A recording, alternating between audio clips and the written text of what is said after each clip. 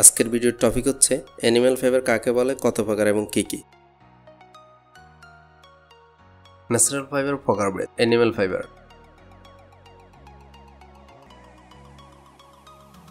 বিভিন্ন প্রাণীর পশম এবং নিঃসরণ থেকে প্রাপ্ত তন্তুগুলি অ্যানিম্যাল ফাইবার হিসেবে পরিচিত। তাদের প্রধান রাসায়নিক উপাদান হলো প্রোটিন, যা ম্যাক্রোমলিকুলার চেইনে পেপটাইড বন্ধনের পলিমারাইজেশনের মাধ্যমে অ্যামিনো অ্যাসিডের একটি সিরিজ দ্বারা গঠিত হয়। এই ফাইবারগুলি মূলত ক্যারাটিন বা ফিবোরিন এর মতো প্রোটিন দিয়ে তৈরি।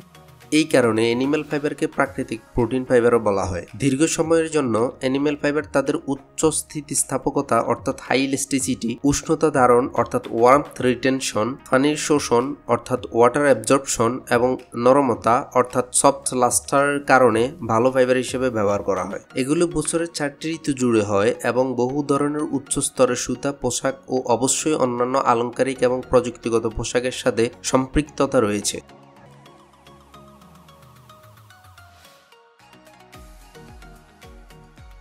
Silk fibre. সিল্ক শব্দটি প্রাচীন ইংরেজি সিওলক থেকে এসেছে। সিল্ক এর বাংলা অর্থ হচ্ছে রেশম। সিল্ক প্রোটিন ফাইবার মূলত পিবরিন এর সমন্বয়ে গঠিত এবং রেশমের গুটি নির্দিষ্ট প্রকার লার্ভা দ্বারা উৎপাদিত হয়। সর্বাধিক পরিচিত বম্বিক্স মুরি সিল্ক এর গুটি থেকে পাওয়া যায়। সিল্কের চকচকে রূপ সিল্ক সুতার ত্রিভুজাকার প্রিজমের মতো কাঠামোর কারণে হয়, যা সিল্ক কাপড়কে বিভিন্ন কোণে আগত আলোকে প্রতিবিম্বিত করতে সাহায্য করে। ফলে এইভাবে বিভিন্ন রং সৃষ্টি হয়। সিল্ক বেশ কয়েকটি পোকামাকড় দ্বারা উৎপাদিত হয়, তবে সাধারণত সিল্ক ওম টেক্সটাইল পণ্য তৈরির জন্য ব্যবহার করা হয়।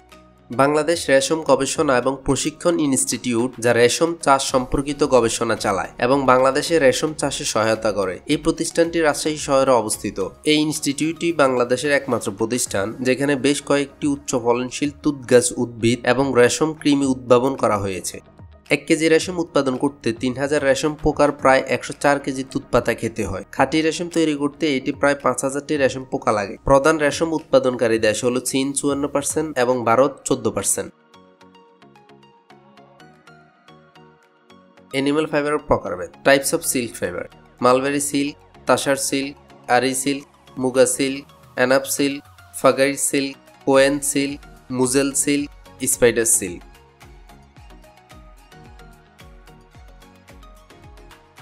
সিল্ক ফাইবার উৎপাদন। রেশম ফাইবার উৎপাদনে বেশ কয়েকটি ধাপ জড়িত। প্রাথমিকভাবে রেশম উৎপাদনের জন্য রেশম পোকা চাষ করতে হয়। রেশম পোকার সংক্ষিপ্ত প্রসেস ফ্লোচার্ট। 1 নম্বরে সিল্ক ওম রেয়ারিং বা রেশম পোকা পালন। ডিম দেওয়া হলো রেশম পোকার জীবনচক্রের প্রথম স্তর। একটি মহিলা পোকা বসন্তের সময় একবারে 350টিরও বেশি ডিম দেয়। বাতাসের উষ্ণতার কারণে ডিমগুলো লার্ভা ফোটায়। এই পদ্ধতিটি প্রতি বছরে একবার হয়। রেশম পোকার ডিম থেকে লার্ভাতে ফুটে, যা পরে মালবেরি বা তুঁত পাতা খাওয়ানো হয়। ইনস্টার্স পদ্ধতিতে তারা তাদের চামড়া ফেলে দেয়। ডিম ফোটার পরে একটি লোমশ রেশম পোকা বের হয়। রেশম পোকাগুলোর এই পর্যায়ে বৃদ্ধি ঘটে। এরা পরবর্তী পর্যায়ে যাওয়ার আগে প্রায় 30 দিন ধরে প্রচুর পরিমাণে তুঁত পাতা খেতে থাকে।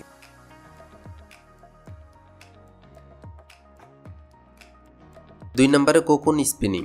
একবার রেশম কীট সম্পূর্ণরূপে বড় হয়ে গেলে তারা তাদের রেশম গ্রন্থি থেকে একটি সেরিসিন নামক তরল পদার্থ ব্যবহার করে নিজেদের চারপাশে কোকুন ঘুরায়। সেরিসিন গ্রন্থির ভিতর ফিব্রিন নামক এক ধরনের প্রোটিন থাকে। এই তরলটি বাতাসের সংস্পর্শে শক্ত হয়ে একটি অবিচ্ছিন্ন থ্রেড তৈরি করে। প্রতিটি কোকুইনে প্রায় 1000 থেকে 2000 ফুট রেশম ফাইবার থাকতে পারে।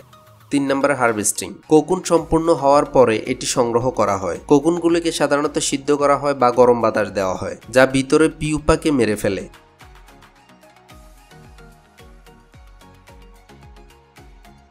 4 নম্বরে রিলিং। কোকুন থেকে রেশম খুলে ফেলার প্রক্রিয়াকে রেলিং বলে। সেরিসিন একটি প্রাকৃতিক আঠা বা সিল্কের ফাইবারগুলোকে একত্রিত ধরে রাখে। নরম করার জন্য কোকুনকে সিদ্ধ করা হয়। তারপর সাবধানে রেশম ফাইবারের সহজে পাক খোলা হয়।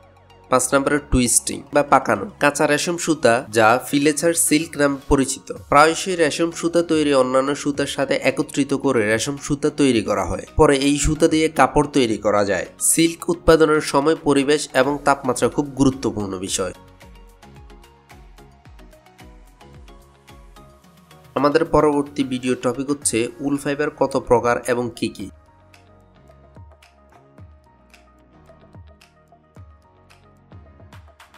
কারো যদি কোনো জিজ্ঞাসা বা মতামত থাকে প্লিজ ভিডিও নিচে কমেন্ট করতে পারেন। আশা করি চ্যানেলটি সাবস্ক্রাইব, লাইক এবং শেয়ার দিয়ে পাশে থাকবেন। সবার আগে নোটিফিকেশন পেতে বেল বাটনটি ক্লিক দিয়ে রাখুন। সম্পূর্ণ ভিডিওটি দেখার জন্য আপনাকে অসংখ্য ধন্যবাদ।